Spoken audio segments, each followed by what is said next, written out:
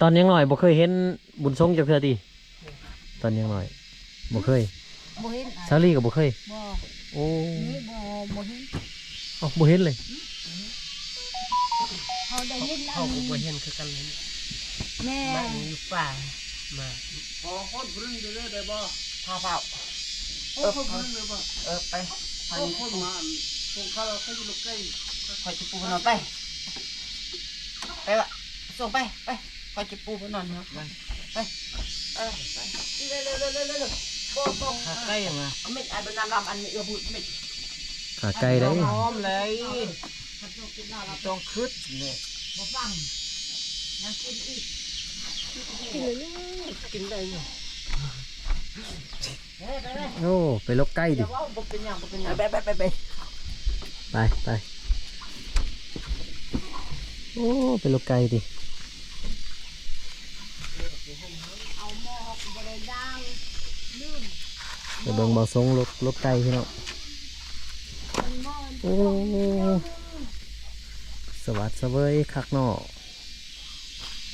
แบบนี้ก็เป็นหมู่บ้านโอ้เนาะ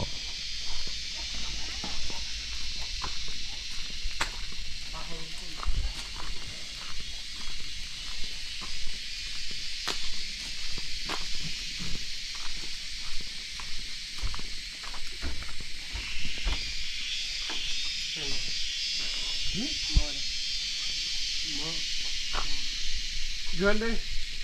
เอาเบียนเอาเข้ามาเอาน้ำเสละเอาเข้ามาใส่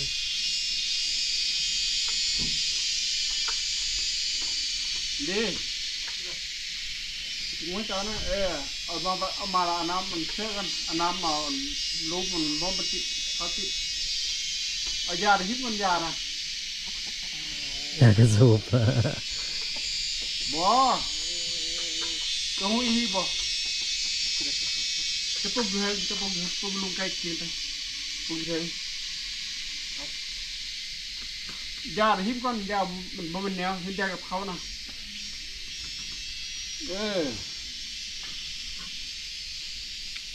มันตกลงกัน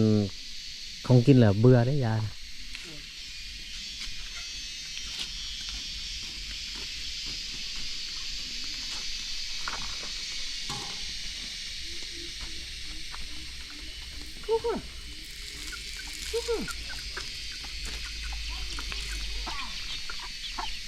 ไก่เจ้าอันนี้ไก่รวมกันนี่นะ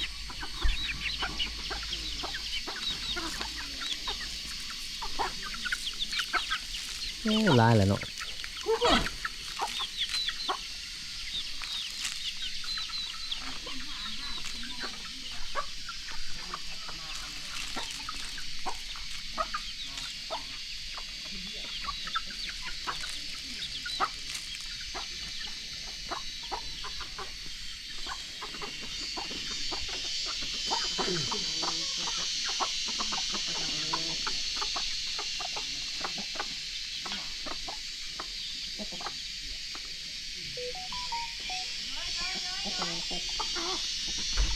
อ่อนคำหน่อยเอามา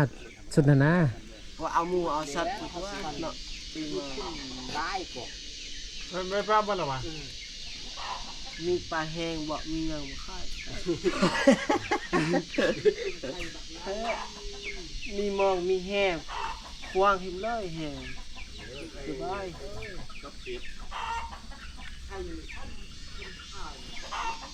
โอ้หลายคนก็มีความสุขเลยเนาะคือคืนนี้เนาะคือคืนนี้โอ้ขับเลยนะไอ้เครื่องเนาะเฮ็ดเรียกสุดยอดเลยน้องเราไปอยู่บ่เศร้าเลยยอมรับเลยกันพอตรงนี้พอดูมันคือนี่เนี่ยสุดยอดเนาะไอ้นู่นเนาะ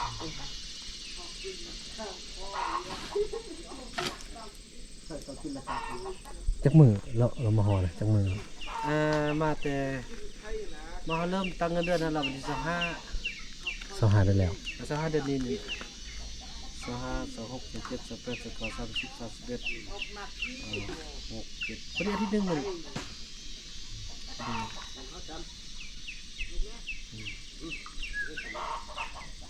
โอ้บอกคำหน่อยก็อาบน้ำอาบท่าได้เลยเนี่ยแล้วว่าทางเพิ่นทางให้มันนี่แล้วล่ะยอมให้แล้วฮอดมันครึ่งนึงบ่ได้ทางกลัวทาง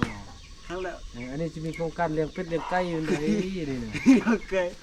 มื้อนึงตื่น5มื้ออาจสิตอนนำขึ้น แล้วหลังจากนี้นะอาจจะต่ออาจจะได้ต่อได้นอนบ่ตกต่อได้มื้อนึงบ่ถึงระบบเลยต้องให้มันถึงมาทานดีดักคักแน่ว่าไล่ลงห้องน้ำมีไส้แล้วก็เร่งขึ้นชูนี่ไส้อาเช็ดเองเนาะ มื้อนึงตอนนี้สิไปต่อมื้อนึงบ่ฮอดกบสับเรือปะ บอดก็โอ้เด็กก็บอกตัวนั้นจ้ะไปเชื่ออะไรโอ้เด็กแล้วเอาอยู่มันไอ้สงครามเวียงแต่บริไปเชื่อสักโอ้สุดยอดไอ้เฟืองเดี๋ยวนี้อันไอ้เฟืองในFCนี่เขาว่า1มักแกเสื้อไอ้2มักนั่งห้าวเทิงหันเขาว่าเขาบ่เฮ็ด เปลี่ยนละเป็น ไม่ว่าแม้ว่ามันเป็นซ่อนอันเด็กน้อยนะซ่อนในสิ่งที่บ่ดีนะซ่อนเขาตรงเรื่องคือว่าเนี่ยเข้านี่เขาเฮ็ดได้เขาเฮ็ดนั้นหั่นนะเขาว่า เฮาเนี่ยบ่เทื่อเด็กน้อยขึ้นนี่ก็นั่งตกสินะเขาว่ามันเป็นการที่ว่าฝึกมารยาท ต้อง เขาเด้ มีแป้นเก่าตัดแป้นเก่าเฮ็ดเป็นตังน้อยๆนะเราเฮ็ดเป็นเนาะโอ้เราแปลนเลยโอ้ไม้ไผ่นี่สิมาเฮ็ดอันนั้นติ หน่อยมั้ยออมลูกไก่นี่ออมไปหมดเลยนี่ โอ้ซักแบบนี้เลยป่ะ ซักแล้วก็เอาตะนั่งออมนะ อืม ไปสู้มาไก่บินข้ามได้นะเป็นช่องสันตัดใส่นั่นนี่เลยแหละมึงอันนี้นี่จะไปยกเป็นลูกไก่มาเลย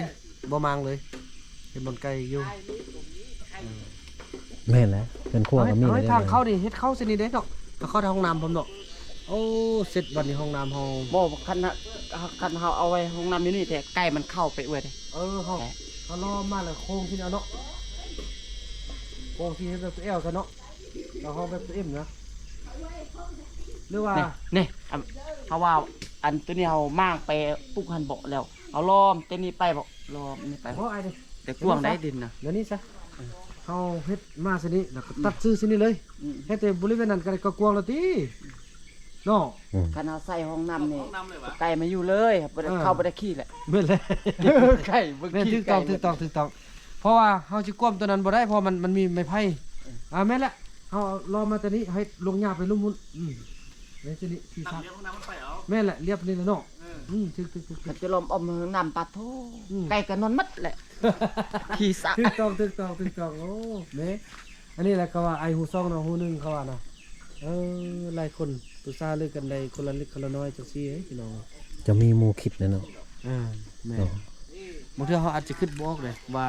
บางทีเขาก็คือระทึกแต่จริงเนี่ยเห็นบอกนี่เลยแหละไล่คนไล่เท่าไรให้ปรึกษาเรื่องกันแม่นแหละตัดสินใจเลยมาอันนี้ก่อนทำไปพุ่นเลยกว้างละสำนี้นะแล้วก็พอเขาจะได้เฮ็ดช่องอันนี้นึงก็เฮ็ดให้คำนอยอยู่เทิงพุ่นคำนอยก็สิเอาได้เลยคำนอยนี่บางทีอาจจะเลือกแต่เป็ดนี่แหละว่ะเราแต่ว่าบ่ได้ต้องเลี้ยงไก่น้ำ เลี้ยงไก่เนี่ยมันหากินง่าย นั่นแหละ ปล่อยตามป่าตามดงคะแนนบ่มีจอนพรน่ะคือสิบ่มีดอกคนเบิ่ง บอกคิดนี่บ่ คันมีนี่บ่เรื่องแล้วก็บ่มีเนาะ แล้วก็มีแล้วนึงแต่ระวังซะแหละแล้วก็มี นี่แล้วนี่โอ้จิบหายมาละไก่พี่น้องเอาไหมดูอีหลีเนาะ ว่าอันนี้มันคนนำผ้าลุกรอลุกแต่เช้าซ้ำกับบรรทานได้ ว่า ผ้าเขาเฮ็ดเขาเฮ็ดว่าเขาเฮ็ดผู้เดียวเลย บ่ได้งอกบ่ได้ดอก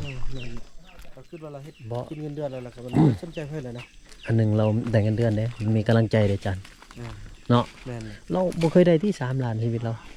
บ่เคยดอก เนาะ เราอยู่เขตที่ว่า ที่ว่าบ่าวบ่นำตังค์ เงินเดือนก็ว่าแม่นเนาะ แม่นแหละเดือนละ3ล้านถึงเท่าไหร่ก็ที่อยู่จักพัน 150 150ดอล 50ดอลลาร์เราถือกันเงินคิดเงินบาทประมาณ 5,000 5,000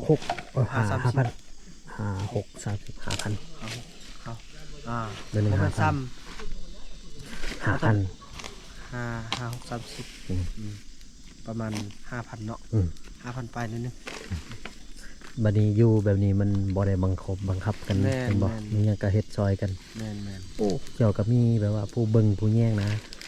แม่นเนาะ แม่น ซอยโอ้ผู้เดียวมัน ไป ยุ่ง ไปใส่ก็ เนาะ ยังว่าโอ้วงใจว่ามีคนเฝ้าบ้าน เรานี่ลักษณะแบบ เราจะฮู้ว่ายกตัวอย่างคนบนอื่นเนาะสิมาเอานั่นเอานี่เราฮู้เว้าได้เนาะ แม่น แ แต่ผู้อื่นนี่เขาสิบ่ปากดิ บ่ เขาเกรงใจคนเนาะ นี่อย่างเราก็เป็นคนหนึงที่มีวีซ่าอาคมอีก โอ้ แต่เบิ่งได้เยอะช่วยกันทั่วครับเป็นมือขว้าเลยแหละเดี๋ยวนี้นะ โอ้มีวิชาอาคมอีก โอ้คนผู้หนึงนี่เราสามารถฮู้ได้ถึงนิสัย โอ้ ฮู้ได้ถึงว่าเขาต้องการที่จะเฮ็ดหยังได้ โอ้ ฉะนั้นเราบ่มาอยู่นำค่อยอืม โอ้ แล้วฮู้ว่าที่นี่คือที่ที่ปลอดภัยที่สุดคือความฝันสินะคันว่าแบบว่าเจ็บอิหยังมาหาเราเนาะเราเบิ่งฮู้ความฝันว่าฝันหยังตึกหยังต่างค่อยก็ยอมรับได้ ป้าไอ้เฟื่องข่อยฟันเห็นสางงาเดียวอ่ะ สร้างงานเดียวบ่เป็นหยังบ่เป็นหยัง บ่เป็นหยัง แต่ว่าอันนี้นอนฟันอันนี้ว่าเขาว่าเขาฟันสร้างสมมุติเราจะไปซื้อรถไปซื้อล่างนะครับไปเจอสร้างนี่ดีได้ ว่า สร้างนี่แบบว่าในโลกเฮานี่ค่ามูลค่ามันสูงกว่าคนเนาะ อืม ซื้อค่าหัวมันหลายเหมือนเงินมันค่ำนะตัวเนี่ย แปลว่าเงินว่าค่ำเนาะ เหมือนเงินมัน โอ้ ค่ำแล้วตัวเนี่ย ต้นไม้เนาะบังแดดบังฝน ฝันดีเนาะ อืม แต่สิได้เอาลงเลยจัน ว่า ยาน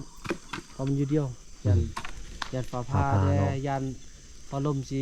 มันอยู่ต้นมันโพงหมดแล้วนะ อืม เป็นก้นหมดแล้วนะอยู่ต้นมันน่ะ โอ้เนาะสำหรับคลิปนี้บอสจิกสิขอลาไปกันพี่น้องความจำไปละ อ่ะพอกันใหม่คลิปต่อไปเนาะแล้วคลิปนี้ขอบใจจันมอนำหลาย ตัวนี้กันปั๊มนี่มันกลับมานี่ ๆขอลาทานผู้ชมไปเลยกับบรรยากาศยามแรงพี่น้อง ด้วย